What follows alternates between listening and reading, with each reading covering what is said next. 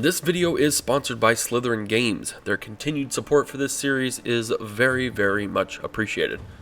Hello everybody, this is Havoc back with another Field of Glory video, but this time focusing on Field of Glory 2.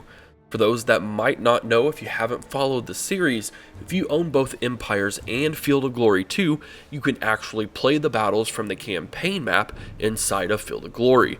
It is a very cool feature, which I will walk through in today's video. I'll then go over the various aspects of a Field of Glory 2 battle in the context of Empires to make you a bit more confident in what you're doing. I will note that Fog 2 is designed on a dice roll board game system, meaning aspects of this game will be chance-based. So if you see a range of damage or a set of percentages for an action to be successful or fail, it's because there is a dice roll on top of a base that's working to achieve that. As always, let's dive in. As mentioned in my intro, you have the ability to export any field battle in Field of Glory Empires into Field of Glory 2, and it's quite simple to do. Once a battle is initiated, assuming that it is an open field battle, there will be an export battle button at the bottom of the panel. Clicking that button will give you a quick warning that you're going to shut down Empires and open up Fog 2, which it will automatically do for you. Don't worry about your Empires game, it's saved and safe. Once the Fog 2 menu opens up, just go to Battles, then Empire Battles, and it will load up the scenario for you to fight. Now let's get into the battle side of things. First, you'll notice the win objectives. You only need to rout 40% of the enemy army and 25% more than you've lost, or rout 60% of the enemy troops in total. Complete annihilation in the form of killing all troops is not possible, though units may be killed entirely or disband if too many are lost. This falls more along with historical accuracy more than anything else, but keep this in mind, multiple battles are going to be frequent in Empires. The battle you're playing right now may only be one part in a single turn to decide the ultimate victor. Now we are in the deployment phase. This is where you get to set up exactly how your battle line wants to look before engagement. You can attach units to groups, assign additional generals when possible, and also get a look at any terrain advantages you might want to seek out to exploit. Hills offer bonuses to your troops as long as you're on top. Many troops cannot go through forest, and those that can suffer some hefty penalties, so it's good to try and have those at your flanks. Use terrain to your advantage as much as possible, even if it means staying in the same spot for several turns while the enemy comes to you. Once you're done setting up, it's time to hit the end turn button at the top so the battle can officially begin. Now that the battle has started, you'll want to begin moving your troops. Each troop has an action point number noted as AP. This not only determines how many tiles on the map they can move, but also if they have the ability to turn and face a certain direction during or after their move. This is important, as the direction they are facing once they move can play a critical role in how they defend charges and attacks.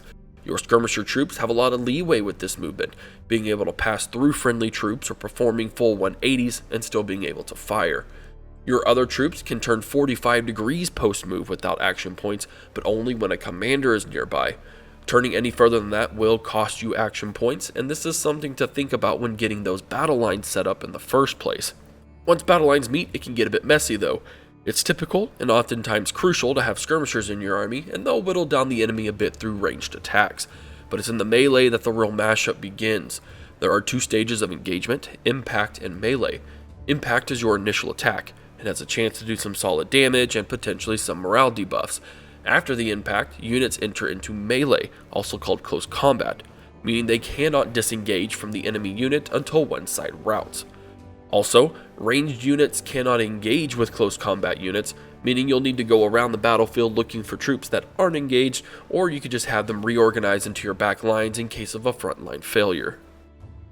When it comes to battles, unit quality is in many ways more important than unit quantity. A few experienced troops are going to do better than raw recruits, even when they're severely outnumbered. Clicking on a unit will bring up its unit card at the bottom of the screen. And while that gives you some idea on the overall quality of the unit, it doesn't tell the whole story. Control and click on that unit to bring up their points of advantage stats, or POA. This breaks down those basic stats on the unit card to show exactly what advantage or disadvantage your unit will have during both the impact phase and the melee phase against other unit types. For those who are really seeking out how to win battles in Fog 2, take your time and go through these stats with each of your units. I promise you it'll be worth it from a strategic standpoint. Morale, also known as cohesion, plays a lot differently in Fog 2 than in other strategy games. There are 4 stages of morale a unit can have: steady, disrupted, fragmented, and broken, which will lead to a rout. Since this is a dice roll board game based game, any unit will take a cohesion test if any of the following scenarios happens.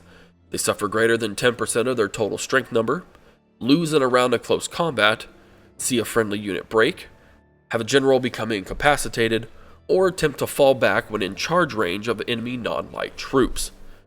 The dice rolls that determine whether a unit loses a morale level are determined on what troop is taking the cohesion test. It is very possible that a unit of skirmishers could get wrecked in a charge, but not lose a morale level. It is also possible, though highly unlikely, that a legionnaire could drop 2 morale levels and break from a charge. It all just depends on those dice roll factors. If you want to know the exact formula for these dice rolls, you can always download the FOG 2 manual, and you'll see the table and all the factors going into it. There are other conditions that can affect morale. Units will auto-break en route if a certain overall percentage of a unit's strength is killed. For raw recruits, that number is significantly lower than for experienced troops, so newer units should be on the second line until they've got some veterancy under their belt. Troops that are charged from the flank or in the rear will automatically drop a cohesion level, which can then be further dropped if any of the aforementioned conditions are met. Time a unit route correctly and get lucky enough, you have a chance to route several units in one turn from a single unit victory. I'll end this section by noting that just as the dice roll can control how far a unit's morale drops, at the start of each turn, that same unit has a dice roll chance to recover morale. The unit can only test to recover a morale level if it's not lost a level in the previous turn. Think of it as a 1-turn cooldown for a test to take place. That means even a unit on the verge of routing has a chance to rally. Again, this is completely chance-based with the roll of the dice, so there's not really anything you can do to increase the probability of such a rally. Routing a unit can come with some unfortunate effects for you as the attacker. Again, depending on unit quality and unit type, the unit that routed the enemy will pursue, breaking any potential battle line you have. This typically only happens to cav units, warbands, and untrained foot soldiers, so being aware of what your units can possibly do is crucial in your strategy. Don't plan on your battle line staying solid if you're playing a barbarian faction or if your army is composed of raw recruits. There are of course a whole host of other factors, strategies, and information that you can dive into for these battles. Certain units have special abilities. There are several actual types of terrain that affect different levels of soldiers. You have tables and tables of statistics and information on dice roll chances that you can use to build the right kind of army and empires, specifically for FOG 2 battles if that's your fancy. For those who want to dig into those, I'll mention the FOG 2 manual again. It's got 156 pages of battle goodness going over everything I mentioned and oh so much more. To wrap things up, I'll give you this fair warning. Your Field of Glory 2 battles will potentially take a very long time. You have 24 turns to win, but those 24 turns can take upwards of an hour or so, and that's with you moving quickly. That being said, I very much enjoy the virtual tabletop aspect of FOG 2.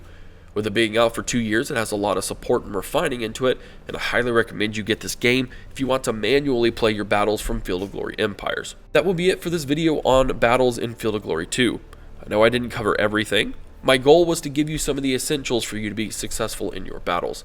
If you enjoyed the video, subscribe to the channel for more high quality content, setting your preferences with the bell icon so you're always up to date with what I release. One final big thanks to Slithering Games for sponsoring these 3 videos. It's been immensely appreciated to have your support.